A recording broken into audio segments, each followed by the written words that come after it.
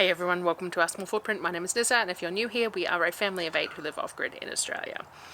Today's video is a what we eat in a week. Now, I try and do these once every month, maybe, sometimes only once every grocery period. It just really depends on what else is going on. I find them a little bit difficult. They're hard work to keep all the footage collated for a whole week.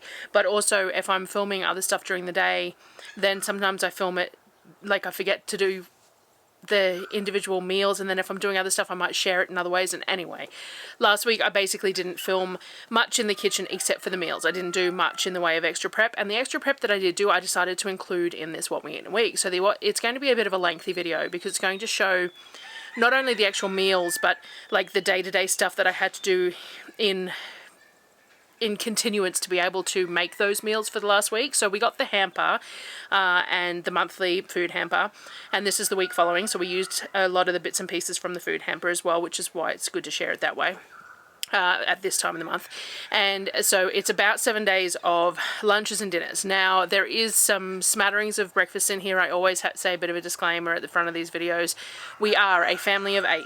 The kids are 8, 10, 10, 11, 13, and 17.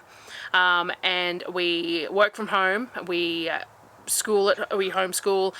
So we don't leave the property very much. Darryl goes to church every week, and he goes into town for feed and all the rest of it. The kids go to various different bits and pieces. They went to a craft morning at the town at one of the halls this week and things like that. But generally speaking, all the food that we consume is at home only, unless we're somewhere where we can't take food or whatever. But so this is pretty much all the food that we eat.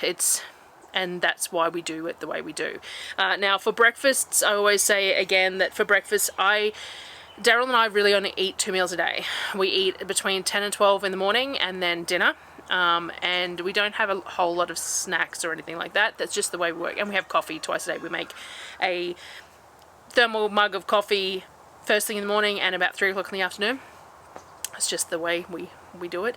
But the kids obviously eat more throughout the day. I don't always film what they're eating. Breakfast wise, they do cereal with rice milk, or they do porridge, or they do fruit, or they do toast or whatever else. And a lot of the times in this particular video you'll see I did another batch of instant porridge. I baked bread every day, so they had bread available every morning, all that sort of thing. But they help themselves to breakfast. Breakfast is a serve yourself affair, generally speaking. And they have second breakfast when we have our lunch, or and then quite often have lunch afterwards as well. They have multiple meals a day, but I tend to only film the ones that I'm standing there making. And they have leftovers and stuff as well, so anyway, that's just an overview of how our meals work. So let me get into it. And I've had these notes done for days now and just haven't had a chance to come out. It's getting really warm. I think it got to like 28 degrees today. So we're working on the framework for the covers for the garden beds and all that sort of stuff as well, which I'll have to do a walkthrough video once we get them sorted and things like that to show you off. But so I haven't spent a whole lot of time in the kitchen where I could avoid it. I have done a bit of cooking today. There is a family that needed some meals made, so I did some tray bakes to send to them. And other than that, yeah, we're just plodding along in the kitchen, so I haven't filmed too much of that, and I've had these notes done and just haven't got to them. So let's get into it, and enough squirreling from me. Alrighty, so the first of the days that I'm sharing for breakfast or lunch, as we discussed, it's Darryl and my breakfast and lunch, and it's the kids' second breakfast or lunch, or however you want to put it. We had okonomiyaki. Now I've got a video somewhere that shows the whole process of okonomiyaki, but it is a Japanese cabbage or vegetable pancake. And I do them very simply. I shred up as much cabbage as I want, half a cabbage generally speaking, and I put it in a bowl, and I add some flour, some eggs, some water, some soy sauce, some onion, and I mix it until it's the right consistency to fry off as a fritter. I've mentioned it many times, my ideal consistency of a fritter is vegetables with a little bit of batter. Some other people will be batter with a bit of vegetables. That's entirely up to you, and you can make the batter to however you want with that. We tend to make these fairly regularly because cabbages last so well in the fridge. In fact, it's week 8 at the moment and there's still 2 cabbages in my fridge, so we're going to have ramen or something in the next couple of nights, and probably another batch of okonomiyaki at some point. They go in the fridge really well too, so the kids will eat them cold or reheat them to eat them. So So all I do is I mix up all the the batter, and then I fry it off in the cast iron pan. I like to oil my pan well because I like the outside of my okonomiyaki to be crispy. That's just the way I like it, but you don't have to use oil. It'll just be softer. It won't have that crunchy exterior. It's personal preference, but we like to use a bit of lard or a bit of oil to get that exterior of them crispy, or I do, and I'm the one cooking them, so everyone else can just deal with how I like them. So today, we always serve them with something. Today we used, well, not always, but we try to. Today we served them up with a jar of pork. So I opened one of the jars of pork that I canned in a video a couple of videos ago. So I did just straight chunked pork, put in a jar with a little bit of salt and processed. And then all I do is I pour a bit of the water out of it, or a bit of the liquid out of it down the sink. And then we put the pork into the pan and you just break it up and fry it off. And you have pulled pork fried off in the pan that you can use for whatever you want to use it for. So this particular one, we used the pork over the okonomiyaki, and then I did homemade mayo. So my standard mayo, it's immersion blender mayo. There is a video on that somewhere too. I will try and remember to put these in the cards, but you know, and eventually there'll be stuff on the website and I can link the things on the website, but that's just not happening at the moment either. But I do a standard mayo. I do 2 eggs. I prefer 3 egg yolks rather than 2 whole eggs, but when we are low on eggs, I use 2 eggs, and I've gotten into the habit of that. A bit of Dijon mustard, some lemon juice, some cowboy candy, and then olive oil, and blended with an immersion blender until it's all emulsified and nice and thick. I think we also had homemade ketchup Nice with this as well, I would imagine. I haven't got it written on my notes here, but I'm pretty sure we do, which is a 50-50 blend of sugar and soy sauce, simmered on the stove until it thickens up into sort of like a syrup, and it's a really, really flavorful thing. And we used to buy it by the bottle full, but there was a lot of wastage when you're buying it by the bottle full because it just, you can't scrape it out and things like that. So I decided to try making it, and I've been making it, and we just put what's left over into a jar, but a wider jar that we can actually scrape out. So we generally have it with homemade mayo, a bit of ketchup mayonnaise, and some sort of chicken or pork or something on top, and we just serve it up like that. And it's a really filling breakfast, so or lunch, however we want to look at it. So we enjoy making. After that, I had to get onto the beef trim. So as I said, this is what we eat in a week. I'm going to share some of the preparation that went into some of these meals as well, just to make it all make sense a little bit as to why we're eating the meals we're eating here. So I had the bag of beef trim from Costco still, and this is where you go up when you knock on the butcher, you ask for a box of beef trim and you buy it, and this is what they turn into mince in store. So when I get it, there's always, it varies as to what's in those bags. This particular bag was more mince worthy than anything else. There was a lot of connective tissue and things like that, but I did manage to find 1.5 kilos or so of pieces that I could turn into stir fry, and a couple of kilos that I could turn into like just stewing diced beef as well, and then the rest went for mince. I velveted the stir fry beef that I had pulled out, which I do with just the standard sort of a bit of cornstarch, a little bit of bicarb, some vegeta or some sort of a bouillon, or a garlic and onion and like a powdered flavour, a bit of soy sauce, I don't know if I said that, and oyster sauce as well, sort of thing. We put that all together and we get it all nice and moist, and then we stick it in the fridge to let it sit for however long before you're going to eat it, up to 24 hours. You know, half an hour is good, like 4 hours is probably about, 2 to 4 hours is probably ideal, but whatever your time you've got to do it. So I velveted up that stir fry for dinner for the night.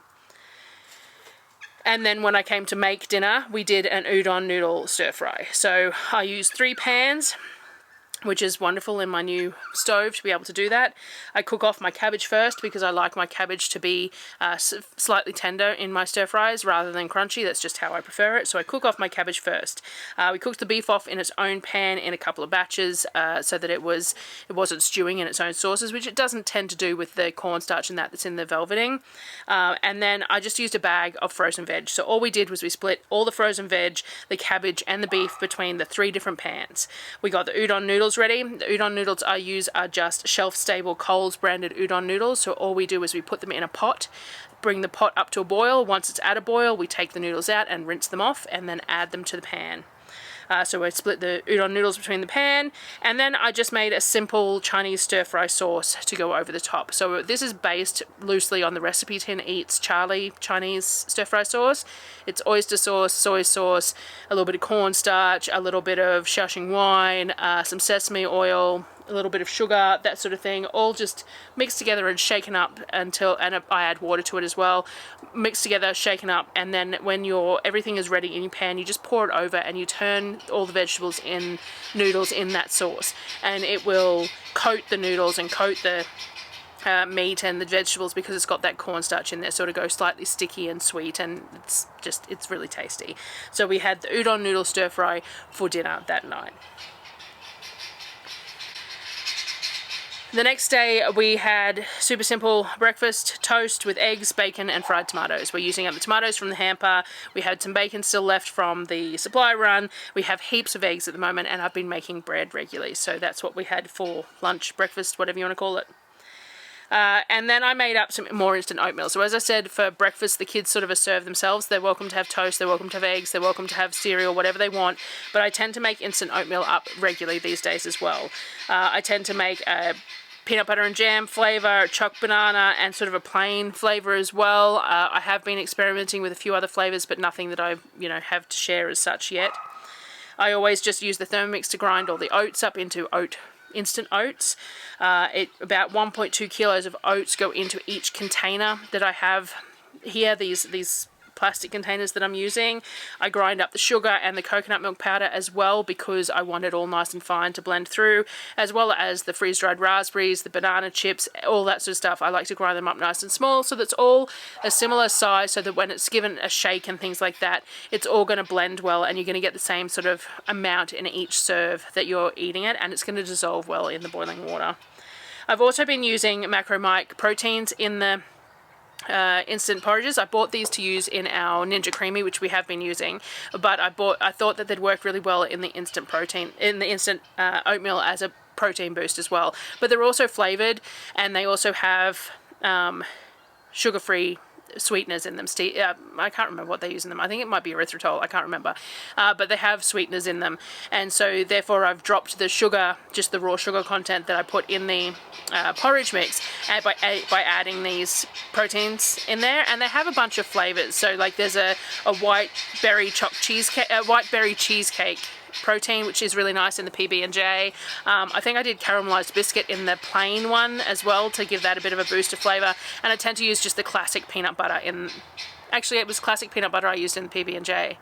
So choc banana, there might have been a chocolate flavored one, I can't remember, but there's a bunch of flavors, and I bought a bunch when they had their end of year sale, and it was all like half price off, so I bought a bunch of bags, and we're just going through them, using them for the ice cream and for the porridge. The other thing I had to get done was to mince the beef from yesterday, so the portion that I left out to be minced, so I did that with my Louvel mincer.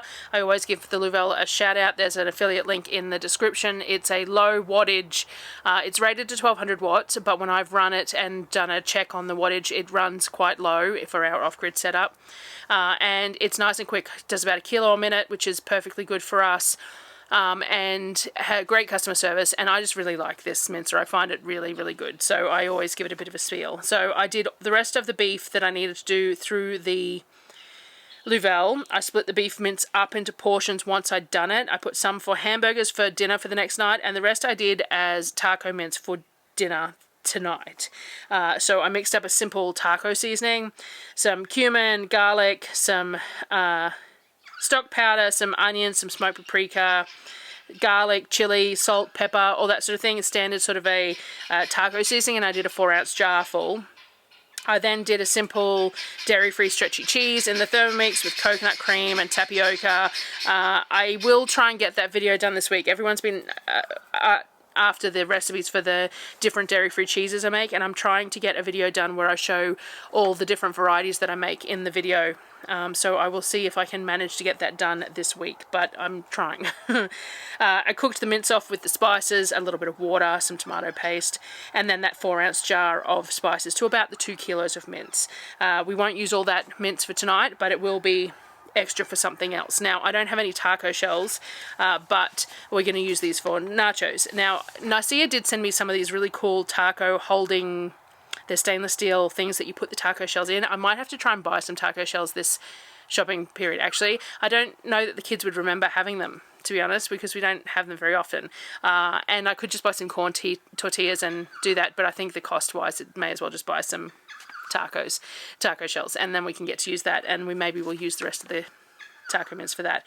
But I did it for nachos tonight. So I toasted the corn chips in the oven on baking trays. I like to do that, get them hot before I add toppings. I find they go less soggy. Topped it with the mince and the salsa, and then put it back in the oven. Then pour over the cheese when they come out of the oven again. There was some with black beans. There was some avocado that was out of the freezer. I think I offered some corn as well. It was whatever anyone wanted to have those as a base meal, and then they put it in their bowl and they topped it accordingly. So that was dinner that night.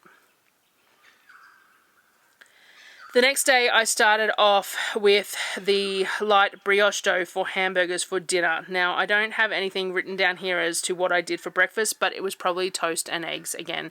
That's what we've been having very regularly for breakfast or lunch, whatever you want to call it lately, because I've been making bread regularly, and it's just a nice simple thing. We've got heaps of eggs to use at the moment, and it's filling, and we really like it. Eggs on toast is just one of those really good meals.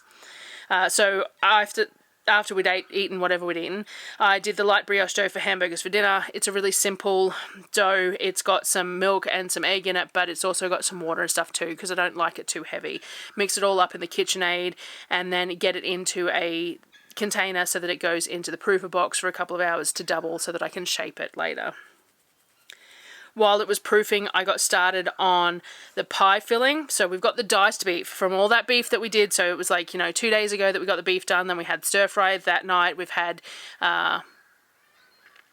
nachos the next night. Tonight we're having hamburgers, but we also had that diced beef to use. So what I did was I made pie filling with it. So I diced up a whole lot of carrots and onions to use in the filling. I browned the beef off. We do that in batches in a bit of lard. We want to get some colour on the beef, some colour in the pan, and all that sort of thing. We want to brown that beef sort of aggressively. Once that beef has been browned, we're going to dice, and I diced some bacon while it was browning. I found the last of a packet of bacon in the fridge. So once all the beef has cooked off, we put it aside, and I'm going to cook off the bacon, and then I'm going to add the onion to it after a little bit. I split it between 2 pans because I just wasn't sure it was all going to fit in one. It was probably a good idea to split it between the 2 pans. I did powder some mushrooms, some dried mushrooms. I just used my personal Tri-Best blender and then added it to the bacon and onion as well, just to give that extra flavour. We didn't have any mushrooms in the freezer or anything at the moment, or any on the shelf, so the mushroom powder is the next best thing. I did add a bit of French onion soup mix, that DIY French onion soup mix. I'm sure I've shared it somewhere, but it's like bouillon and paprika and some spices and some onion flakes and all that sort of thing, and it's a really nice base to use for a lot of things. It's got a lot of depth of flavour to it, so I added that to the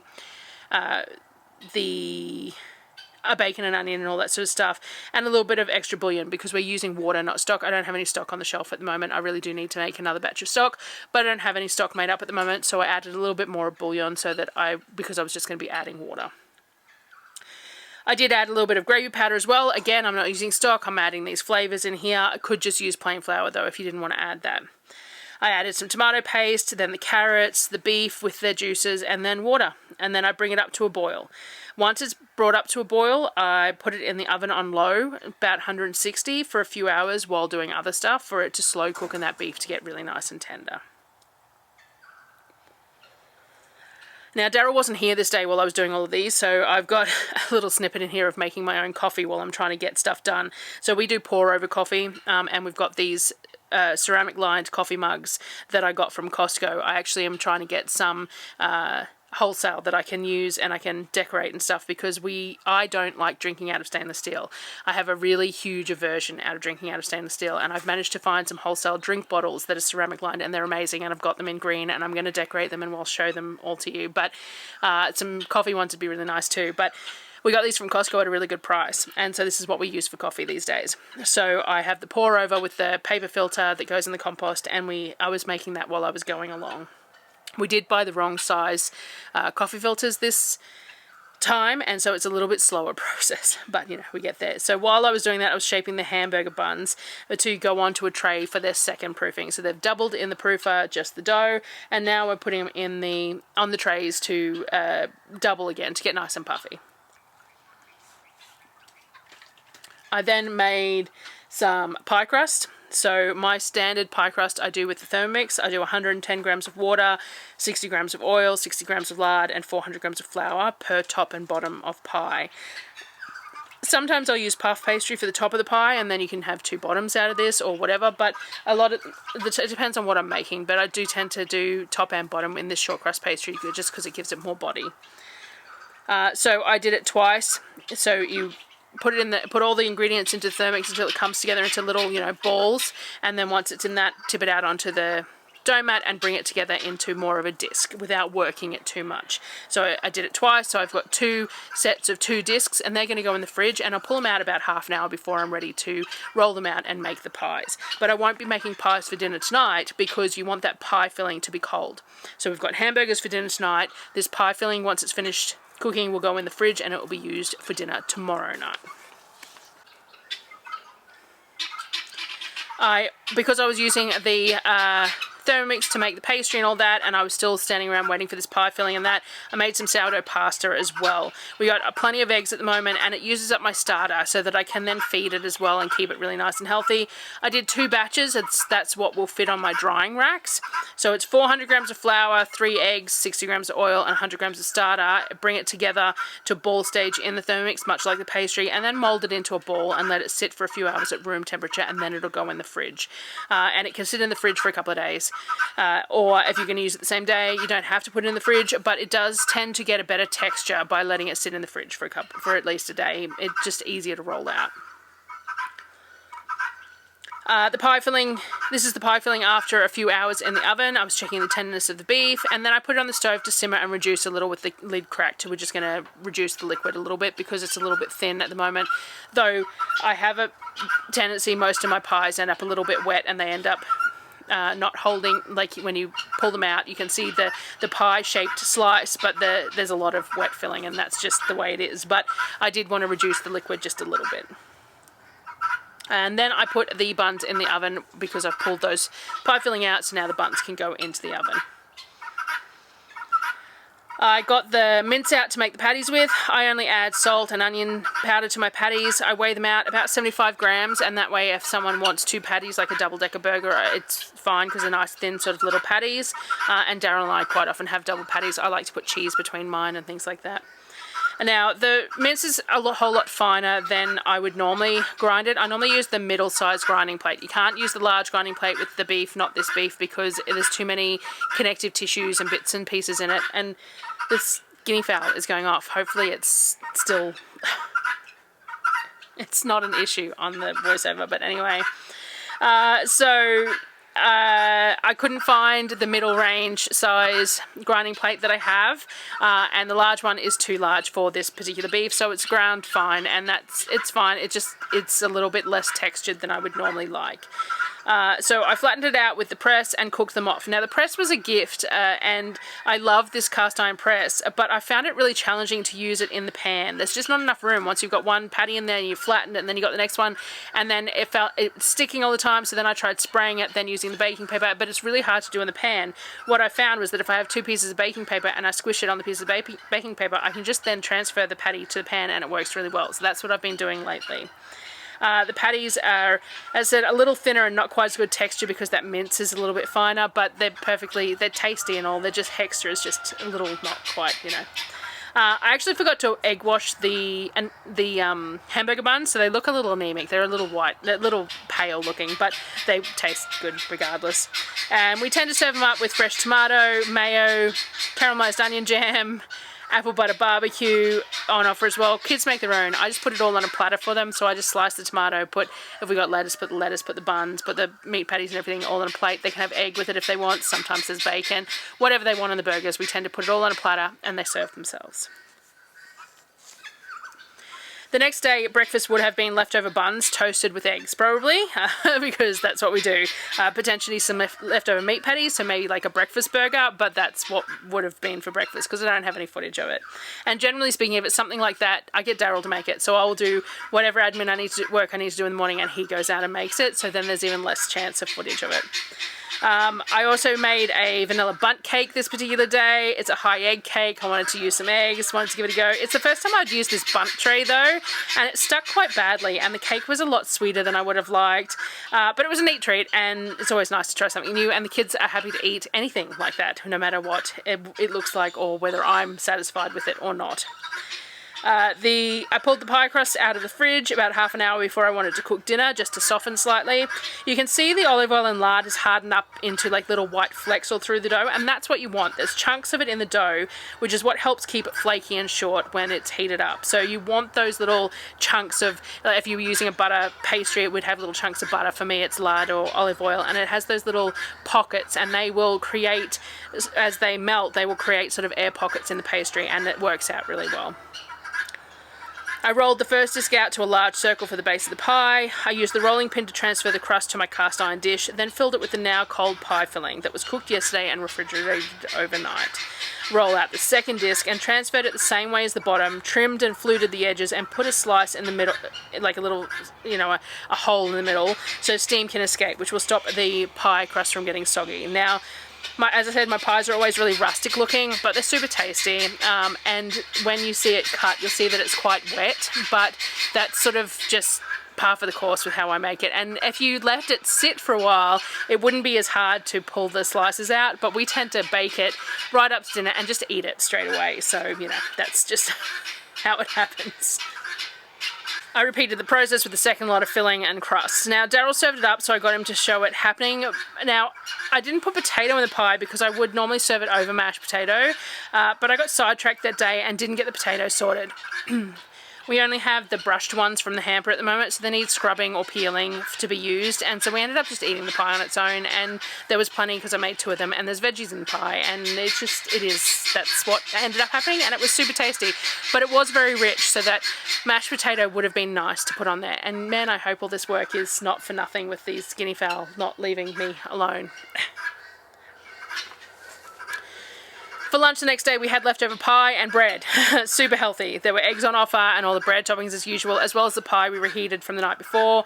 We used about 1 1/3 of the 2 pies for dinner, so there was about 2/3 of a pie that got heated up, and then as I said, there was bread on offer, there was eggs on offer, whatever anybody wanted as well. I have been baking loaves of sourdough bread with a pinch of yeast the past week or so, just to have bread available. I'm still working out all the timing and the kinks, but the starter is looking super healthy and I'm happy with how it's going, so we've just been doing that process lately.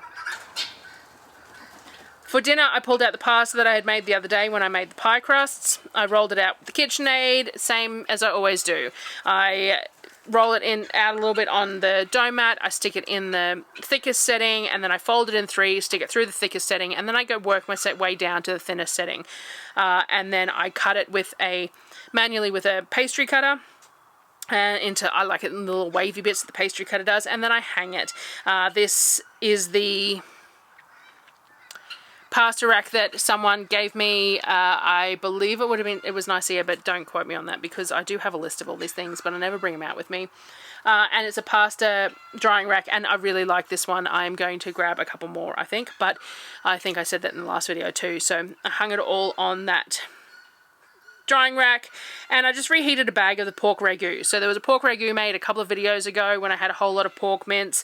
I froze it in 2 kilo lots in a Ziploc bag. All I do is I defrost it, and then I reheat it in a pot with a jar of my garden vegetable pasta sauce that I can. So that's just a pasta sauce that's pressure canned with all sorts of veggies in it, and a tomato based sauce, and I just add that to the ragu when it's heating up, and that makes plenty for us all to have for dinner. We also had a slice of bread with a little bit of garlic, and the ragu with the pasta. So super tasty meal, and every time I have sourdough pasta I remember why it's worth the effort. The next day, lunch, we had toast with eggs, and I had some with Vegemite and some cheese as well. Again, it was just sort of a standard thing. Now, if I remember correctly, Darryl wasn't here this day, so that's why it's just a photo of what I did for lunch, and I was just going along, and we did the same thing for the kids. I did the same thing for the kids. But then I started on the tomatoes from the hamper. So we got a box of tomatoes from the hamper. I regularly turn these into salsa, but I just didn't have the time or the inclination this month. So I decided to roast them up. I have been a bit slack, so some are a bit soft. So again, it lent more to being a roasted thing rather than a salsa. I cored and quartered and filled roasting trays like normal.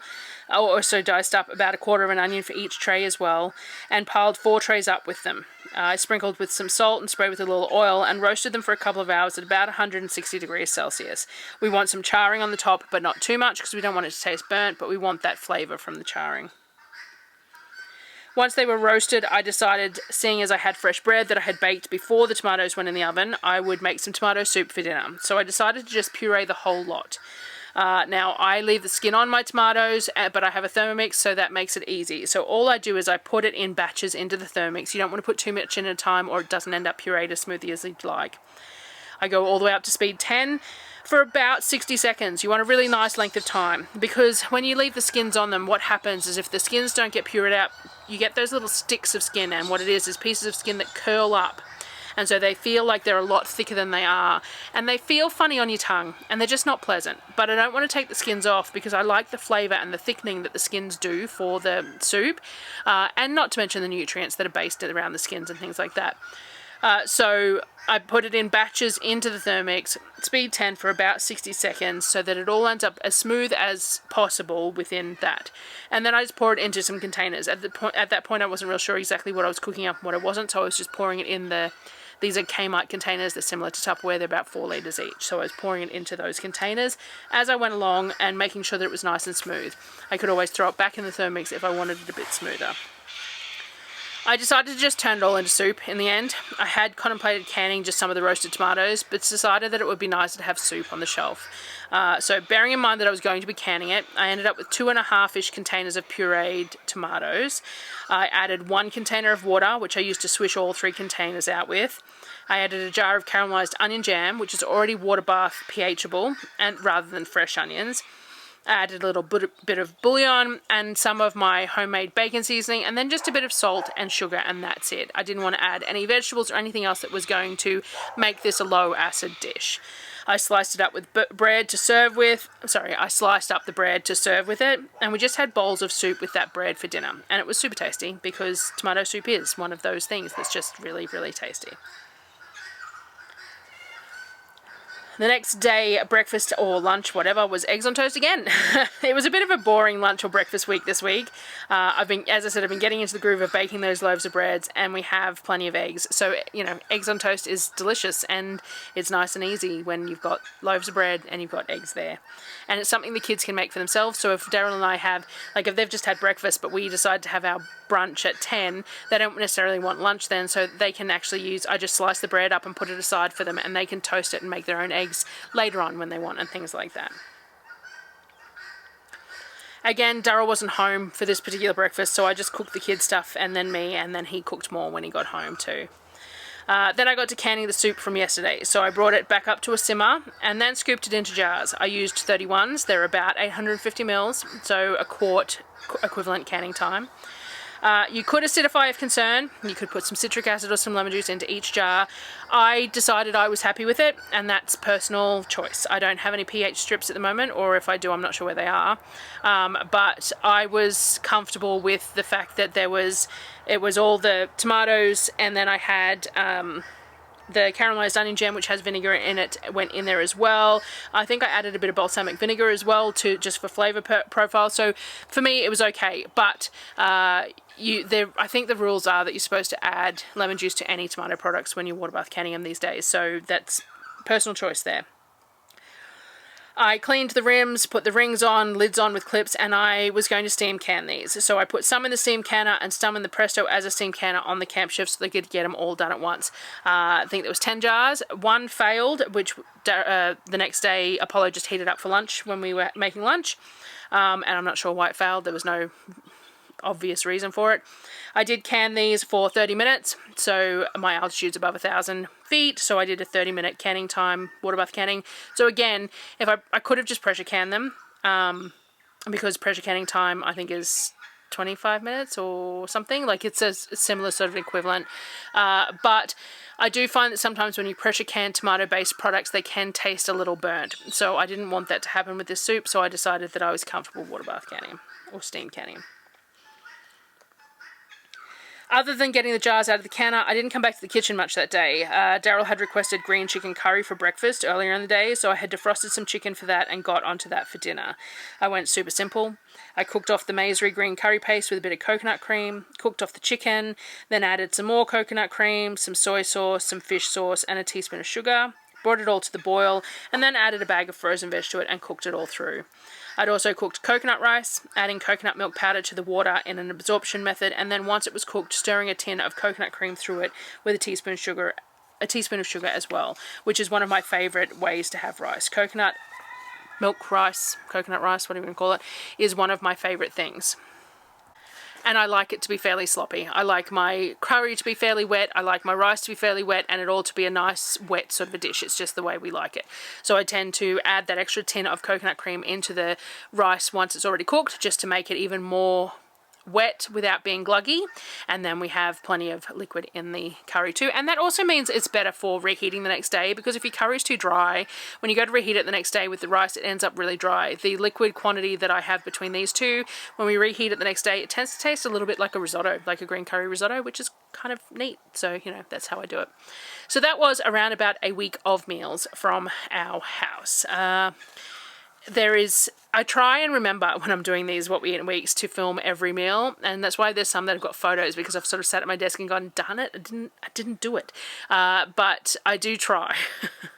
It is a difficult concept for me to make sure that there is just footage of these tiny snippets of meals that I'm not necessarily sharing the whole process of, so I'm not real great at it. But I hope that it has shown a little bit of how a little bit more of a condensed way of why I share those like day in the life kitchen videos with the consecutive days, to show how the processing of things runs through into multiple meals, and how I then store it and use it later on in the month and things like that. So hope everyone enjoyed watching, and I will see you on the next video.